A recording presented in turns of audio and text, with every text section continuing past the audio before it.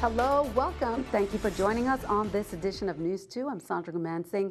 In our top story, renters and homeowners have shared stories of mold growth in their residences since Hurricanes Irma and Maria. However, the Department of Health has been providing mold cleanup tips to the community. Now they're battling with the spores themselves, and the department's employees are concerned about their health as well. News 2 Stephanie Brown reports. Serving as the Virgin Islands Commissioner of Health, Dr. Michelle Davis has informed publicly to residents about health problems that mold can potentially cause. Within her own department, the commissioner is battling with mold-infested facilities that a number of her employees are exposed to daily. We have had to be very creative in continuing services at the Department of Health.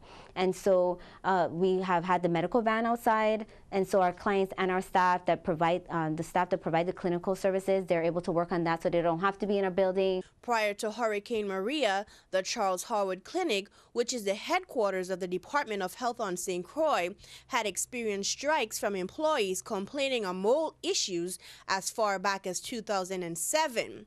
A contracted company did find mold in the facility's air, ceiling tiles, and dry wall. $1.6 million was acquired to remediate the issue, but since the Category 5 hurricane hit, mold has become a prevalent issue once more for employees. And those that have had limited exposure in the building, we have afforded them or provided to them N95 masks. And so those are the same masks that we ask individuals in the territory to also use when they're cleaning up mold in their homes. Large amounts of ceiling tiles have been disposed of at the Charles Howard Clinic, but the facility that is more than 50 years old can be a hazard to employees and residents, with mold growing in the surfaces of porous materials and spaces. And we're also looking for new locations. So the Family Planning Clinic has already moved out of the Department of Health, and they are now located in the Sunny Isles Shopping Center Medical Center, and they're in Suite 11 providing services from 8:30 a.m. to 4 p.m. And we plan to move the other clinics to other locations. And so we'll be given an update as to where those locations are. So of course we can have a safe environment for both our staff and our clients. For News 2, I'm Stephanie Shalana Brown. Count on 2 to keep you updated. Well, since September, more than $11.2 million in federal and territorial recovery grants has been dispersed to eligible homeowners and renters for temporary housing assistance and other needs. More than half of the estimated number of housing inspections are now complete, and FEMA, in partnership with VITEMA and the governor's office, has approved permanent housing construction for eligible survivors who have sustained at least 17,000 in FEMA verified loss, but whose home was not destroyed by the hurricanes. Survivors who participated in the PHC will be provided assistance in the form of direct repairs to their pre-disaster primary residence in lieu of financial assistance from FEMA. FEMA will contact these survivors via phone calls, texts, and emails with details. Before an applicant is approved for PHC, FEMA will ensure that repairs are necessary to make the home safe, sanitary, and functional. The estimated labor and repairs to the home must not exceed $75,000. Repair costs must be reasonable and will be determined on a case-by-case basis. FEMA encourages Virgin Islanders who have registered with FEMA and have had housing inspection to call FEMA at 1-800-621-3362 or stop by any disaster recovery center to learn more about their housing assistance options. In other news, today the legislature of the VI convened into a special session called by Governor Kenneth Mapp. Among the bills discussed were coastal zone permits regarding the dredging of the Cross Lagoon in St. Thomas and the Gallows Bay Marine Terminal building on St. Croix for coming into compliance. Two bills focused on recycling within the territory with the Virgin Islands Source Separation Act and the Virgin Islands Beverage Container Recycling Act. The most significant bill was Bill number 17-0844, which authorizes the government to enter into one or more FEMA community disaster loans for financing government operations, including the one at Flewy and Roy Schneider Hospital, the Virgin Islands Waste Management Authority, and the University of the Virgin Islands as well. Stay with News 2 for more on this story. Terminex International Company, Terminex LP, and the U.S. Virgin Islands operation Terminex International USVI LLC, they were sentenced on Monday for violations of the Federal Insecticide, Fungicide, and Rodenticide Act in the U.S. Virgin Islands. The Department of Justice and the Environmental Protection Agency reports that the Virgin Islands Pest Control Company illegally applied fumigants containing methyl bromide in multiple residences locations in the USVI, including the condominium resort complex in St. John, where a family of 4 fell seriously ill in March of 2015 after the unit below them was fumigated. According to the sentence, Terminex LP and Terminex USVI are to pay in excess of $10 million in criminal fines, community service, and restitution payments. Under the agreed recommendation, the Terminex companies will pay $4.6 million in fines each and $1,242,449 in restitution to the EPA for response and cleanup costs at the St. John Resort. The companies were also ordered to perform community service related to training commercial pesticide applicators in fumigation practices and a separate health services training program. According to the information filed in federal court, the defendants knowingly applied restricted use fumigants at the Saranusa Resort in St. John for the purpose of exterminating household pests on or about October 20th, 2014, and on or about March 18th, 2015. The companies were also charged with applying the restricted use pesticides in 12 residential units in St. Croix and 1 additional unit in St. Thomas between September 2012 and February 2015. On or about March 18, 2015, 2 employees of Terminex USVI performed a fumigation pesticide treatment at the lower rental of Building J at Saranusa in St. John. The upper unit in Building J was occupied by the Delaware family of 4. Via various means, methyl bromide from the lower unit migrated to the upper unit of the building, causing serious injury to and hospitalization of the entire family. EPA regional staff responded immediately to the incident in St. John, securing the scene, performing testing, and addressing the contamination. Within days, the EPA sent out a pesticide use warning to pesticide applicators in Puerto Rico and the U.S. Virgin Islands, followed by a broader pesticide notice to regulators in all states, the British Virgin Islands, and to other Caribbean and Latin American companies. Well, after the government began the investigation, Terminex voluntarily ceased its use of methyl bromide in the U.S. and in U.S. territories. The government has notified the district court that the defendants have made full restitution to the Esmond family. The family is satisfied with the criminal resolution and has asked that their privacy be respected. Former U.S. President Bill Clinton visited Puerto Rico on Monday with medical supplies and solar energy equipment donated by the Clinton Foundation, which has already shipped 76 tons of medicine and medical equipment since the storm hit. He met with those left homeless after the hurricane. Clinton also visited health clinics and the island's largest shelter with Puerto Rico Governor Ricardo Rosselló. He met with San Juan's Mayor Carmen Cruz and other officials later Monday. Rosselló said Clinton's visit will help people realize that Puerto Rico still needs relief supplies more than 2 months after the hurricane hit. He said it's important to have him here because he has a vision of how to emerge from the emergency phase, establish normalcy, and begin to rebuild. The hurricane killed at least 55 people and caused up to an estimated $95 billion in damages. Keeping our eye on the economy, let's take a look at the stock market watch. According to the numbers, we can see the Dow up 160, NASDAQ 71, S&P up 16. Coming up, we have much more straight ahead, information on the national parks and police reports. That's coming up.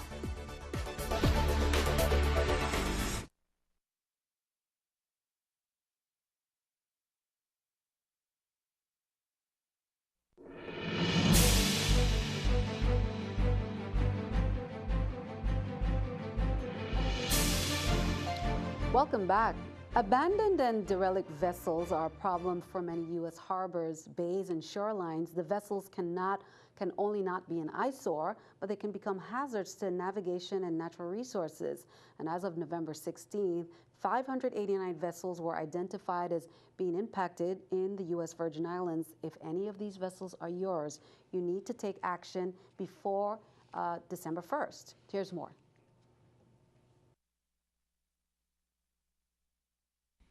After the passing of Hurricanes Irma and Maria, many damaged vessels could be seen around the VI's surrounding waters. We've done an extensive survey of the island, and we've identified 448 vessels that needed to be addressed.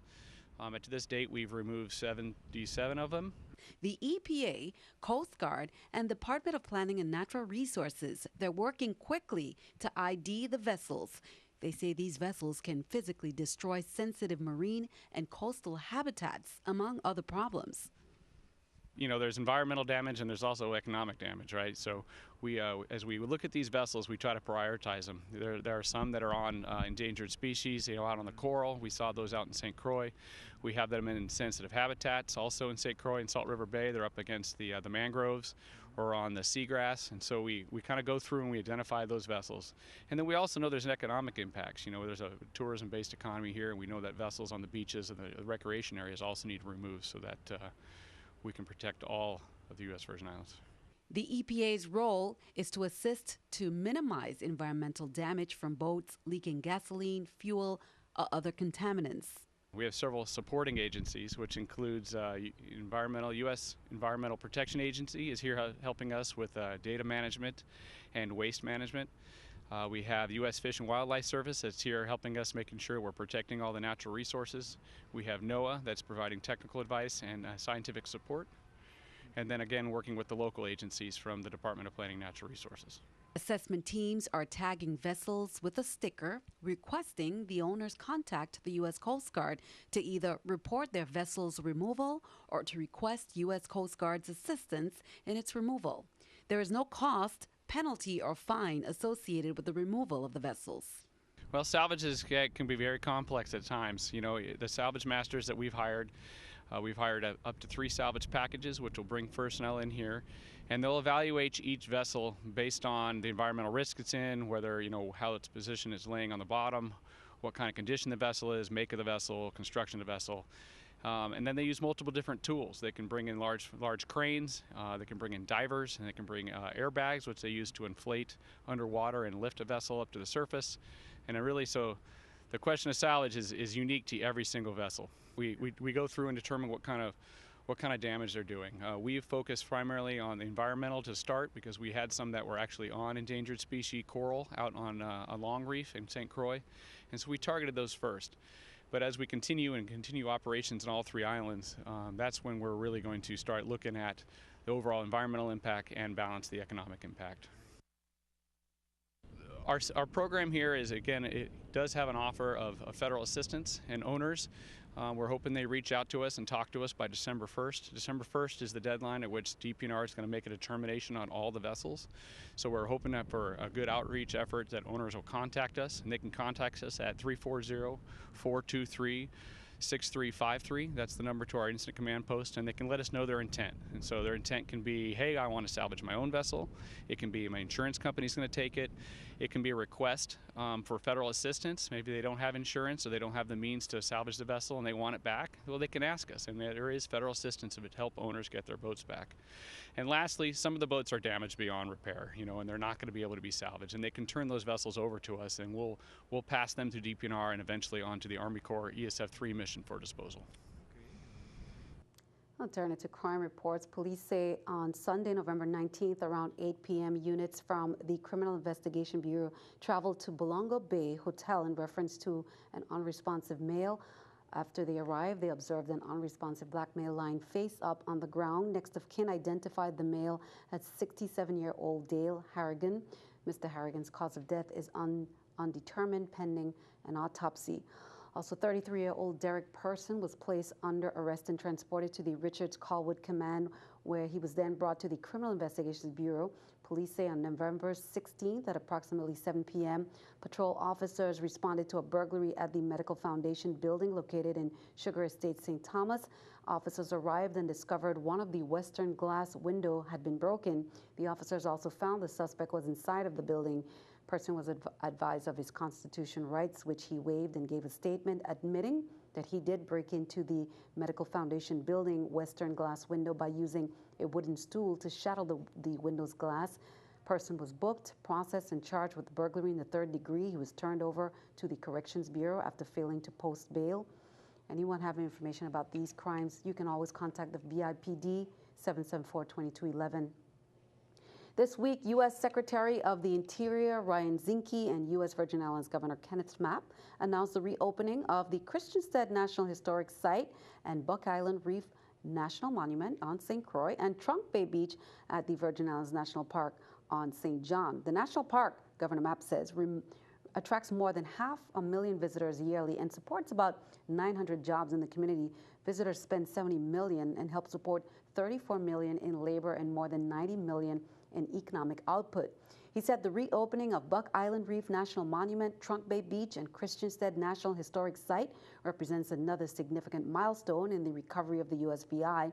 He said these are, of course, premier destinations for visitors, but are also significant recreation areas for Virgin Islands, many of whom traditionally celebrate Thanksgiving at our beaches, thanks to the Department of Interior, the National Park, and all the Virgin Islanders who continue to work on facilitating the efforts to rebuild.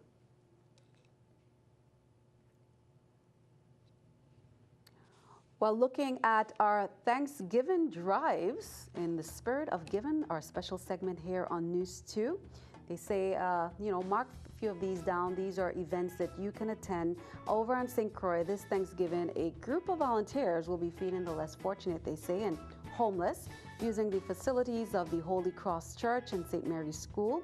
The effort is done with the help of people island-wide and beyond, including churches, synagogues, mosques, and non-religious persuasions. Organizers plan to serve more than 1,000 meals on Thanksgiving Day. The event coordinator, Leonara Finch, spoke further. Here's more.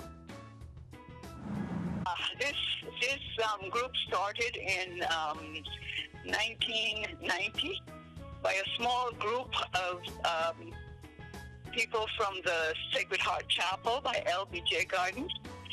And it has grown from a humble couple of turkeys and a couple of hams to about 75 turkeys and about 50 hams.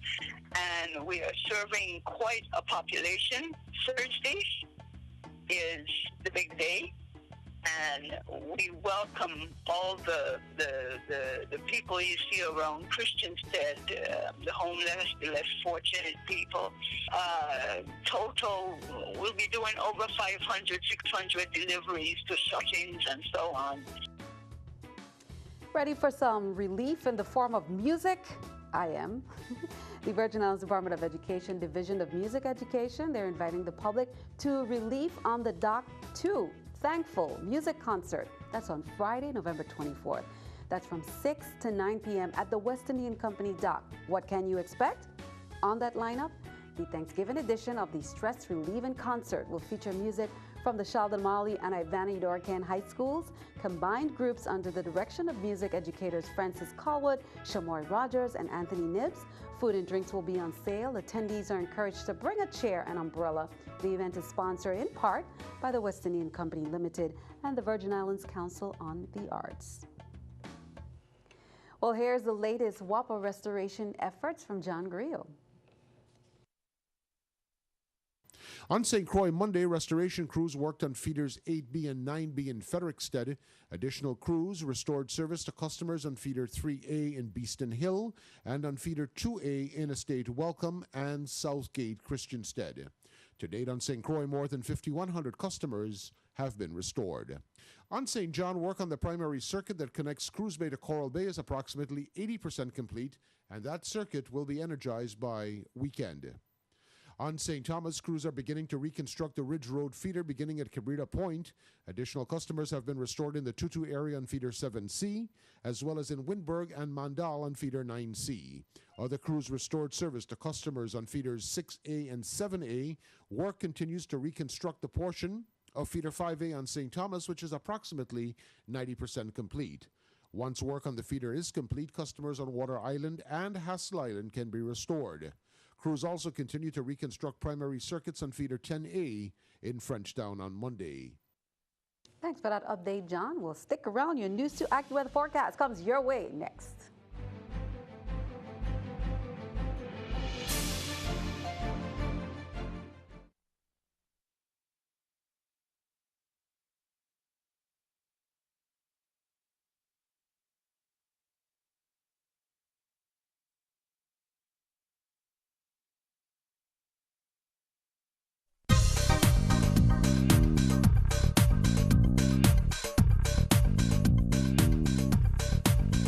Good evening, Virgin Islands. I'm your AccuWeather meteorologist, Daji Aswad. We're seeing a pretty nice day here overall. Here's a look at your current satellite. Most of that moisture is out towards northern Cuba, even into Florida for tonight. We'll be just left with some light trade winds. Here's a closer look at that across Puerto Rico. Seeing some showers to the north of them here. We're just remaining in the dry spots. A few trade winds out there, so we will be feeling windy tonight. Partly cloudy conditions, low of 77 degrees. As for tomorrow, St. John's at 86 degrees, windy with a shower possible. And our forecast will look the same for St. Thomas, topping off at 86 with the windy conditions and a shower as well throughout the island.